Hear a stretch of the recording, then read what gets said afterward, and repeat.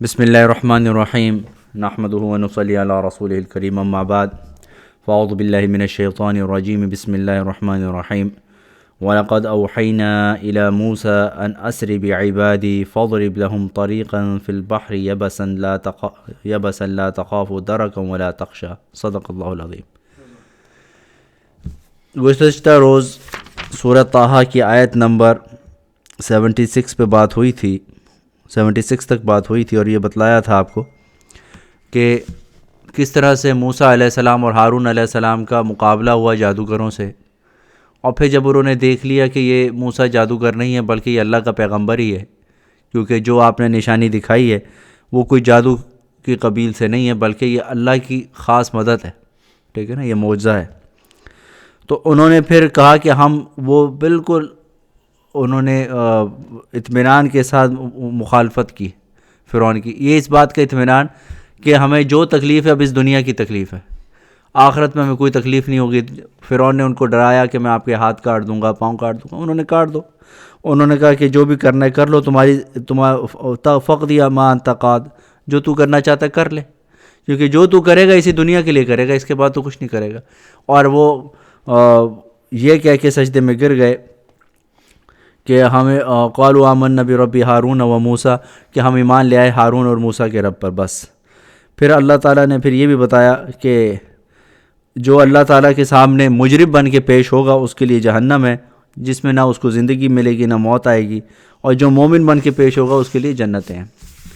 اب اگلی بات یہ ہے کہ جب یہ مقابلہ ہو گیا اور فرعون نے ان جادوگروں کو قتل بھی کر دیا اور اللہ تعالیٰ نے ان کو جنت کے اعلیٰ مقام عطا کر دیے، وَلَقَدْ أَوْحَيْنَا إِلَىٰ مُوسَىٰ أَنْ أَسْرِ بِعِبَادِي فَاضْرِبْ لَهُمْ طَرِيقًا فِي الْبَحْرِ يَبَسًا۔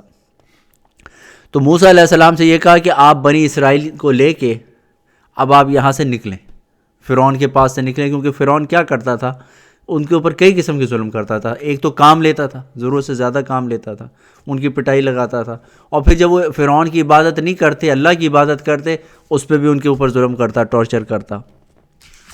اور تحقیق ہم نے وہی بھیجی الی موسیٰ، موسیٰ کی طرف، ان اسری بعبادی، کہ وہ ہمارے بندوں کو راتوں رات لے کے نکلیں۔ دیکھو یہ لفظ اسرا کا لفظ ایک اور جگہ آئے گا، سبحان الذی اسری بعبدہ، پاک ہے وہ ذات جو راتوں رات لے گئی۔ یہ اسری کا مطلب ہوتا ہے، اسرا کا مطلب ہوتا ہے رات کا سفر، رات کا سفر۔ تو راتوں رات لے کے نکلے ہمارے بندے کو۔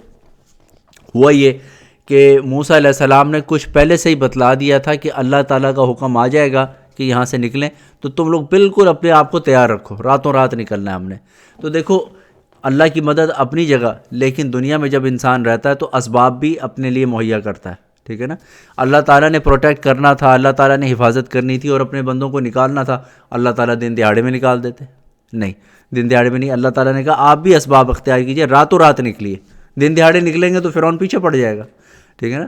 تو ڈیٹیلز جو ہے اگلی صورتوں میں آ جائے گی، لیکن ہوا یہ کہ موسیٰ علیہ السلام نے لوگوں سے کہا کہ آپ اپنے گھوڑوں کی زینے وہ بھی باندھ کے گھر کے اندر گھوڑے رکھو، باہر نہیں۔ باہر کھڑے کر رکھو گے اور اس کے بعد زینے باندھی ہوئی ہیں، چیزیں رکھی ہوئی ہیں، تو لوگوں کو شک ہوگا بھئی کہاں جا رہے ہیں سارے کے سارے، ٹھیک ہے نا۔ تو آپ راتوں رات تیاری کر لیں، سارا سامان اپنے گھوڑوں پہ اپنے اونٹوں پہ لاد لو اور گھر کے اندر رکھو، جیسے ہی حکم نکلے گا نکل آئیں گے۔ اور پھر وہ جب اللہ تعالیٰ نے وحی کر دی تو آپ لے کے نکلے، اور پھر جب آپ نکلے ہیں تو آپ یہاں پر دریائے نیل پہ پہنچ گئے، اور جب صبح چڑھی ہے تو فرعونیوں نے دیکھا بھئی یہ بندے غائب ہیں سارے کے سارے، ہمارے ملازم تو آئے نہیں، بندے غائب ہیں۔ تو اس نے پیچھا کیا، جب اس نے پیچھا کیا تو وہ دریائے نیل کے پاس پہنچ گئے، آگے دریائے نیل، پیچھے فرعون کی فوجیں۔ تو موسیٰ علیہ السلام کی قوم نے پھر کہا کہ بھئی آپ نے تو ہمیں مروا دیا، آپ یہاں پہ لے کے آئے، اب تو آگے پانی میں ڈوب کے مریں گے، نہیں ڈوبے تو پیچھے فرعون کی فوج ہے وہ ہمیں قتل کر دے گی۔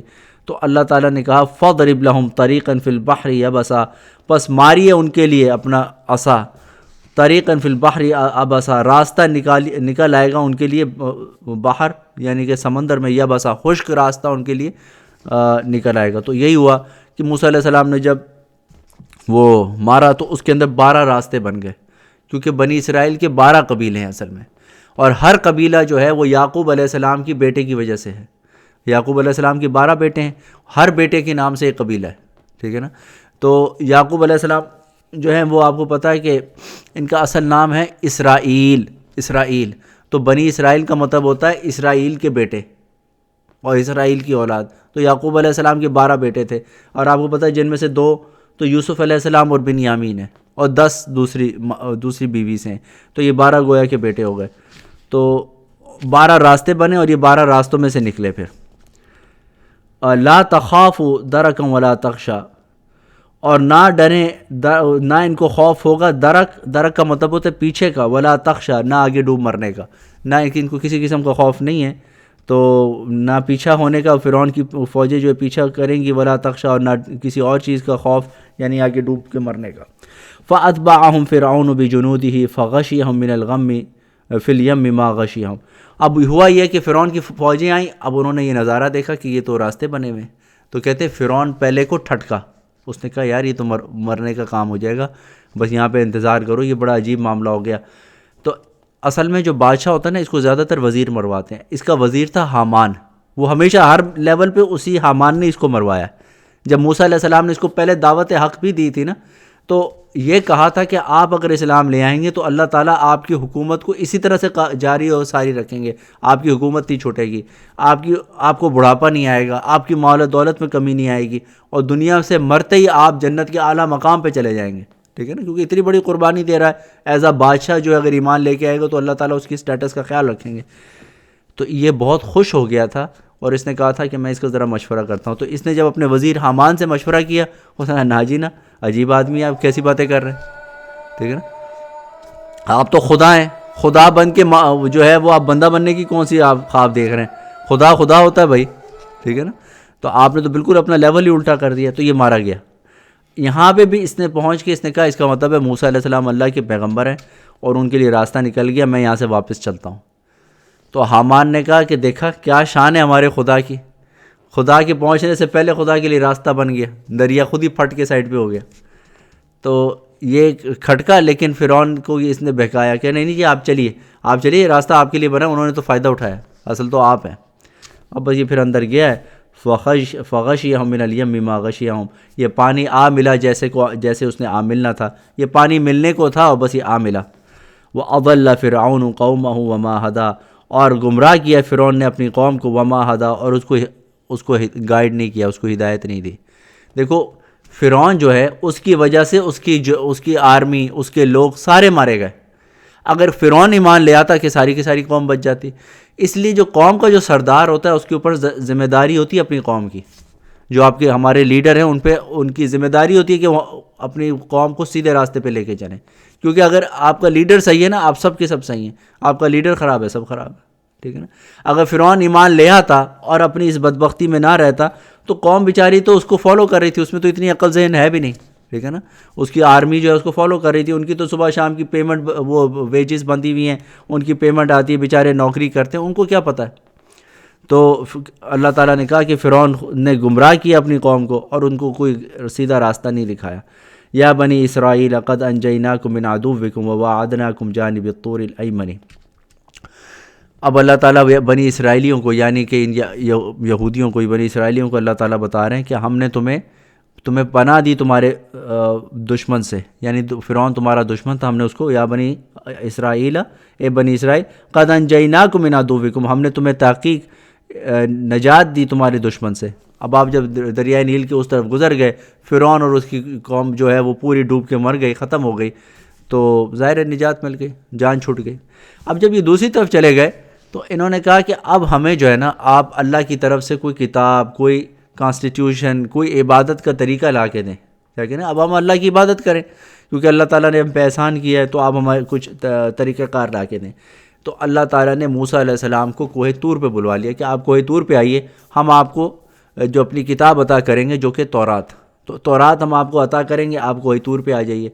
ہوا یہ کہ آپ کو 30 ڈیز کے لیے بلایا تھا. موسیٰ علیہ السلام کو پھر 40 ڈیز ہو گئے، اللہ تعالیٰ نے 10 دن اور بڑھا دیے کہ آپ 10 دن اور یہاں قیام کیجئے. کوہ طور پہ آپ نے 40 دن یعنی پورا چلہ پورا کیا. تو چلے کی بڑی اہمیت ہے، انسان کے اندر کوئی بھی تبدیلی آنی ہوتی ہے چلے میں آتی ہے. اس لیے نبی صلی اللہ علیہ وسلم نے یہ بھی فرمایا کہ جس نے 40 دن تک جو ہے تکبیر اولیٰ کے ساتھ نماز پڑھی، ٹھیک ہے نا، تو اس کو کیا ہے، اس کو جہنم سے بری اور نفاق سے بری ہونے کا پروانہ ملتا ہے، 2 پروانے ملتے ہیں. تو 40 دن میں کیوں؟ کیونکہ 40 دن جب آپ تکبیر اولا کے ساتھ نماز پڑھیں گے تو اچھی آپ کے اندر عادت بن جائے گی، اب آپ اس کے بعد نہیں چھوڑیں گے۔ تو 40 دن آپ نے وہاں پہ وقت گزارا۔ اور وَوَاعَدْنَاكُمْ جَانِبَ الطُّورِ الْأَيْمَنِ، اور تم سے وعدہ کیا کوہ طور کی سیدھی جانب، یعنی کہ موسیٰ علیہ السلام کی سیدھی جانب پہ کوہ طور تھا، وہاں پہ آپ کو بلا کے وعدہ کیا کہ آپ کو کتاب ملے گی۔ یہ اصل میں یہاں پہ اشارات بتائے گئے ہیں، صرف اشارے کیے گئے ہیں کہ ہم نے تم پہ یہ احسان کیا، یہ احسان کیا۔ اگلی کچھ صورتوں کے اندر اللہ تعالیٰ نے غالباً سورہ قصص کے اندر پورا تفصیلی واقعہ بیان کیا کہ کس طرح سے آپ گئے، تو یہاں پر صرف اشارہ بتا دیا کہ ہم نے تمہیں تمہارے دشمن سے نجات دے دی اور تمہارے لیے وعدہ کیا تورات کا کوہ طور کی سیدھی جانب، وَنَزَّلْنَا عَلَيْكُمُ الْمَنَّ وَالسَّلْوَىٰ، اور ہم نے تم پہ من و سلوہ بھی اتارا۔ اب یہ من و سلوہ کیا ہے؟ یہ من اور سلوہ جو ہے یہ جنت کے کھانے ہوتے تھے۔ ہوا یہ کہ یہ جو یہودی قوم ہے نا، یہ بڑی اکڑ خواہ اور یہ بڑی یعنی کہ بڑی بدبخت قوم تھی۔ جب یہ کوہ طور سے تورات لے کے آ گئے تو کہنے لگے بھائی یہ تو بہت مشکل باتیں ہیں، یہ تو ہم نہیں مانیں گے۔ تو اللہ تعالیٰ نے کیا کیا، ان کے اوپر کوہ طور ان کے سر پہ اٹھا لیا کہ یہ مانو نہیں تو یہ سر پہ تمہارے اوپر پہاڑ گرے گا۔ انہوں نے کہا اچھا پھر مانتے ہیں جی، سوری، تو انہوں نے مانا۔ اس کے بعد آگے یہ چلے گئے وادی تی میں، وادی تی میں چلے گئے، وہاں سے اللہ تعالیٰ نے کہا کہ آپ کو وہاں پر لڑنا ہے، بیت المقدس کی طرف جانا ہے اور وہاں پہ اللہ کے راستے میں لڑنا ہے۔ تو انہوں نے کہا نہیں موسیٰ تو اور تیرا خدا خود ہی جا کے لڑ لے، ہم تو یہیں بیٹھے ہیں۔ اب انہوں نے کہا ہم بیٹھیں، تو اللہ تعالیٰ نے اس کی ایسی نحوست ڈالی، یہ وہیں بیٹھے ہی رہ گئے۔ اللہ تعالیٰ نے ان کو لاک کر دیا اس ایریا کے اندر، وادی تی سے یہ نکل نہیں سکے۔ یہ وادی تی سے تب تک نہیں نکل سکے جب تک کہ اس جنریشن کا آخری بچہ بھی مر نہیں گیا، وہ پوری جنریشن وہاں سے نہیں نکل سکی۔ لیکن اللہ تعالیٰ نے ان کے اوپر ویسے تو سزا کی نہیں اس کے اندر روکا تھا، لیکن وہاں پر ان کو بھوکا نہیں مارا اللہ نے کیا کیا کہ ان کے اوپر من و سلوہ اتارتے تھے۔ من اور سلوہ یہ کھانے تھے جنت کے، ٹھیک ہے نا۔ یہ ایک پرندہ ہوتا تھا اور دو روایتیں آتی ہیں، یا تو پکا پکایا یہ پرندہ بھنا ہوا آ جاتا تھا اور یہ جا کے کھا لیتے تھے، اور یہ ہے کہ وہ بالکل پرندہ آ کے آرام سے ان کے سامنے آ کے بیٹھ جاتا تھا، یہ آرام سے اس کو پکڑ لیتے، ذبح کر کے پکا لیتے، وہ بھاگتا نہیں تھا۔ اور سلوہ کیا تھا؟ یہ کوئی میٹھی سی چیز تھی، یہ میٹھی سی کھیر سی تھی۔ یہ جب صبح اٹھتے تھے تو جیسے پودوں کے اوپر اوس لگی ہوتی ہے نا، اوس لگی ہوتی، اسی طرح سے کھیر لگی ہوتی تھی، یہ اس کو اتار کے کھا لیتے تھے۔ آئس کریم کی طرح کی، کھیر کی طرح کی کوئی چیز تھی۔ تو یہ کھانا جو ہے وہ گوشت بھی اترتا تھا اور میٹھا بھی اترتا۔ تو اللہ تعالیٰ نے فرمایا کلوا من طیبات ما رزقناکم، کھاؤ ان پاکیزہ چیزوں میں سے کہ جو تمہیں ہم نے رزق کے طور پہ دی، ولا تطغوا فیہ، اور اس کے اندر حد سے نہ گزرو۔ حد سے گزرنا کیا ہوتا ہے؟ بھائی کھا پی کے بندہ مغرور ہو جاتا ہے۔ انسان جب کھاتا ہے تو اب اس کو گناہ کا دل چاہتا ہے، ٹھیک ہے نا۔ آپ ابھی روزہ رکھ رہے ہیں اور جب روزہ بالکل لگ رہا ہوتا ہے انسان کو تو اس کو کوئی گناہ نہیں سوچتا، بس یہ ہوتا ہے کہ یار یہ ٹائم کب ہوگا، افطاری کب ہوگی، ہے نا، افطاری یاد آتی۔ وہ کہتے ہیں نا کسی میراثی نے روزہ رکھ لیا تھا، میراثی تو جانتے ہیں نا، کسی میراثی نے روزہ رکھ لیا تھا تو اس کو لوگوں نے کہا کہ یار صبح سحری کھا کے روزہ رکھ لو، تو جب سورج ڈوبے گا نا تو روزہ کھول لینا۔ اب دوپہر کو 11-12 بجے ہیں، اس بیچارے تو میراثی نے کبھی روزہ رکھا نہیں تھا، اس نے کہا تیری یہ تو بڑا دسترخوان لگا کے بیٹھ گیا، افطاری سیٹ کر لی، اور بیٹے کو کہا بیٹا ذرا دیکھ سورج ڈوبیا کہ نہیں ڈوبیا۔ بیٹے نے کہا نہیں ابا جی حالت نہیں ڈوبیا۔ تو پھر تھوڑی دیر میں بیٹا دیکھ ذرا باہر سورج ڈوبیا کہ نہیں ڈوبیا، 2 دفعہ 3 دفعہ، جب تیسری دفعہ آ کے کہا نا اے پتر لگتا ہے آج تے مینوں نہ لے کے ڈوبے گا یہ۔ تو میراثی نے کہا لگتا ہے یہ آج مجھے لے کے ڈوبے گا، ایسے نہیں آج ڈوبتا یہ۔ تو روزے میں انسان کو اپنے پیٹ کی پڑی ہوتی گناہ نہیں یاد آتے، گناہ تبھی یاد آتے ہیں جب پیٹ بھرا ہو، نیندیں پوری ہوئی ہوں، بالکل ہر چیز سے بندہ فریش ہو، اب گناہ کرتا ہے۔ تو اللہ تعالیٰ نے کہا کہ تم وہ پاکیزہ رزق جو ہم نے آپ کو دیا اس کو کھائیے اور حد سے نہ گزریے، یعنی کہ اب اس کو استعمال کر کے گناہوں میں تمہارا دماغ نہ چلے۔ فَيَحِلَّ عَلَيْكُمْ غَضَبِي، ایسا نہ ہو کہ تم پر میرا عذاب جو ہے وہ آ جائے۔ وَمَنْ يَحْلِلْ عَلَيْهِ غَضَبِي فَقَدْ هَوَىٰ، اور جس پہ نازل ہوا میرا عذاب فقد ہوا، تو وہ گمراہ ہو گیا، وہ ہلاک ہو گیا۔ اچھا پھر اللہ تعالیٰ فرماتے ہیں کہ اگر غلطی ہو جائے پھر وَإِنِّي لَغَفَّارٌ لِمَنْ تَابَ، اور میں بے شک بہت زیادہ مغفرت کرنے والا ہوں، لمن تابہ، جو توبہ کرے، ٹھیک ہے نا۔ آج انسان جو ہے گناہ کرتا ہے اور اس کو کہا نہیں جی گناہ نہیں کرو، تو کیا کہتا ہے یار جی اللہ تعالیٰ بڑے غفور رحیم ہے، اللہ تعالیٰ معاف کر دیں گے، ٹھیک ہے نا. ہاں اللہ تعالیٰ کہتے ہیں میں ضرور معاف کروں گا. کس کو؟ لمن تاب، جو توبہ تو کرے. بھائی آپ کو ٹھیک ہے اللہ معاف کریں گے، توبہ تو کرو. وآمن، اور ایمان لائے. وعمل صالحا، اور نیک عمل بھی کرے. ثم اہتدی، اور پھر اس پہ قائم بھی رہے، ٹھیک ہے نا. تو اللہ تعالیٰ بے شک آپ کو معاف کریں گے، لیکن آپ توبہ تو کریں، ایمان لائیں، عمل صالح کریں، اور پھر اس پہ قائم رہیں. وما اعجلک عن قومک یا موسیٰ. اب ہوا یہ کہ جب اللہ تعالیٰ نے موسیٰ علیہ السلام کو بلایا کہ آپ کوہ طور پہ آ جائیے، ہم آپ کو تورات دیتے ہیں، تو جب موسیٰ علیہ السلام تورات لے کے واپس آئے ہیں تو لوگوں نے کہا کہ ہم نہیں مانیں گے اس کو، ہم نہیں مانیں گے. یہ ہمیں پہلے یہ بتائیے اللہ تعالیٰ نے کتابیں دی ہیں، ٹھیک ہے نا. تو موسیٰ علیہ السلام نے کیا کہا کہ آپ کو جو ہے پھر آپ بندوں کو لے کے آؤ، اپنے بندے. 70 بندوں کو موسیٰ علیہ السلام لے کے کوہ طور پہ لے کے گئے، اور وہاں جو قصہ ہوا کہ انہوں نے اللہ کی آواز سنی، وہ پھر بھی نہیں مانے. تو ہوا یہ کہ جب آپ 70 لوگوں کو، اپنے قبیلوں کے سرداروں کو لے کے آ رہے تھے کوہ طور کی طرف، تو موسیٰ علیہ السلام شوق میں ذرا تیزی سے چلے گئے، ٹھیک ہے نا. آپ قوم پیچھے آہستہ آہستہ آ رہی ہے، آپ موسیٰ علیہ السلام ذرا تیزی سے چلے گئے، اور وہاں پہ جا کے اللہ تعالیٰ نے جب پہلے پہنچ گئے کوہ طور پہ، اللہ تعالیٰ نے پوچھا وما اعجلک عن قومک یا موسیٰ، کہ کس چیز نے تجھے عجلت میں ڈال دیا، عن قومک، اپنی قوم سے، یعنی اپنی قوم کو پیچھے چھوڑ کے کس وجہ سے تو اتنی جلدی اوپر آ گیا. یا موسیٰ، اے موسیٰ. قال ہم اولائی علی اثری، تو موسیٰ علیہ السلام نے کہا کہ وہ بس یہ میرے پیچھے پیچھے تو آ رہے ہیں. وعجلت الیک ربی لترضی، اور میں آپ کی طرف عجلت سے، تیزی سے اس لیے آ گیا تاکہ تو راضی ہو جائے، تاکہ تجھے راضی کر دوں. لترضی، تاکہ تو راضی ہو جائے.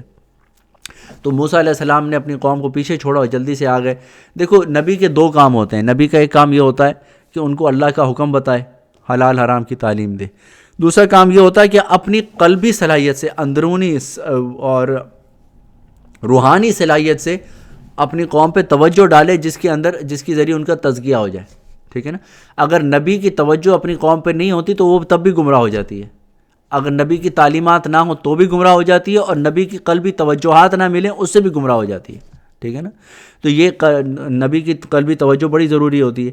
تو آپ جب اللہ کی طرف متوجہ ہو کے تیزی سے نکل گئے تو آپ نے گویا کہ آپ نے اپنی قوم کی سرپرستی چھوڑ دی. ہوا یہ کہ اللہ تعالیٰ نے اس سرپرستی کے چھوٹ جانے کی وجہ سے ان کو ایک فتنے میں ڈال دیا. وہ فتنہ کیا تھا کہ پیچھے جو ہے وہ آپ کی قوم جو ہے وہ گوشالہ کی جو ہے وہ پوجا میں وہ ہو گئی، اس کے فتنے میں چلی گئی. تو اللہ تعالیٰ نے پوچھا آپ اتنی جلدی کیوں آئے؟ انہوں نے کہا یا اللہ میں تیرے شوق میں اوپر آ گیا تاکہ تو راضی ہو جائے. قال فإنا قد فتنا قومك من بعدك وأضلهم السامري، کہنے لگے فإنا، کہ بے شک ہم نے، قد فتنا، فتنے میں ڈال دیا تیری قوم کو، من بعدک، تیرے اوپر آ جانے کے بعد، وأضلهم السامري، اور سامری نے ان کو گمراہ کر دیا. سامری نے ان کو گمراہ کر دیا، ہم نے فتنے میں ڈال دیا کیونکہ تیری توجہ ان پہ سے اٹھی اور وہاں پر وہ ہماری رحمت ان پہ سے اٹھ گئی، ان کو سامری نے گمراہ کر دیا. اچھا ایک صاحب تھے مدینہ شریف میں ان کو ملا تھا. اچھا جیسے ہی اذان ہوتی تھی نا فٹافٹ تیار ہو کے مسجد پہنچ جاتے تھے، اور وہ مجھے ایک دن لے کے باہر بیٹھے اور انہوں نے کہا کہ جب بھی اذان ہو اللہ کی طرف سے پکار آئے تو فوراً وہاں جانا چاہیے، یہ موسیٰ علیہ السلام کی سنت ہے. میں نے کہا ہے موسیٰ علیہ السلام کی سنت ہے؟ تو انہوں نے یہی آیتیں پڑھی تھیں کہ وَعَجِلْتُ إِلَيْكَ رَبِّي لِتَرْضَى، کہ میں نے تیری طرف ہجرت اس لیے کی کہ تو راضی ہو جائے. تو اگر اللہ کو راضی کرنا چاہتے ہو، اللہ کی پکار ہے تو فوراً اللہ کے سامنے حاضر ہو جاؤ. اچھا ہوا یہ کہ فرعون جب ڈوب کے مر گیا، اس کی قوم یہ جب مری تو ان کے اوپر یہ زیور وغیرہ پہنتے تھے، ٹھیک ہے نا. وہ زیور وغیرہ پیچھے رہ گئے. اس قوم نے کیا کیا، وہ زیور وغیرہ اٹھائے، اور کچھ یہ پہلے ساتھ رہتے تھے، ان کا آپس میں زیور وغیرہ تھا، یہ لے کے آ گئے.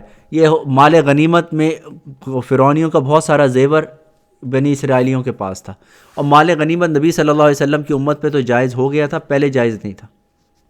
اب انہوں نے کہا کہ سامری جو جادوگر تھا یہ منافق تھا، اس کا نام تھا موسیٰ بن ظفر.